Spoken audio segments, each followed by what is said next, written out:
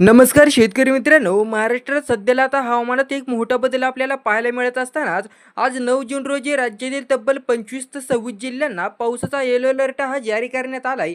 तर या जिल्ह्यामध्ये आपल्याला मुसळधार स्वरूपाचा वादळी पाऊस देखील आपल्याला पाहायला मिळू शकतो.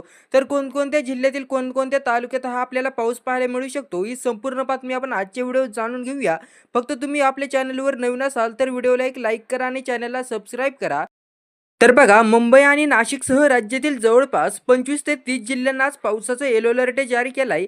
त्यामध्ये मुंबई, ठाणे, पालघर सोबतच दक्षिण कोकणातील सिंधुदुर्ग व रत्नागिरी जिल्ह्यात आज वादळी पावसाची शक्यता चांगलीच वर्तवण्यात आली. यामध्ये देखील पश्चिम महाराष्ट्रात आपण पाहिलं तर सातारा, पुणे, कोल्हापूर परिसरात मान्सून सक्रिय आणि मुसळधार पडू शकतो. तसेच नाशिक व अहिल्यानगर जिल्ह्यातही आज विजांचा कडकडाट होण्याचा अंदाज देखील वर्तवण्यात आलेला आहे. त्यामुळे नागरिकांनी आवश्यक ती खबरदारी घेण्याचं आवाहन प्रशासनाकडून करण्यात आलंय. सोबतच मराठवाडा आणि विदर्भातील काही ठिकाणी हलक्या ते मध्यम स्वरूपाच्या सरी आपल्याला पाहायला मिळतील. तर कोणकोणते आहेत ते जिल्हे आपण बघूया.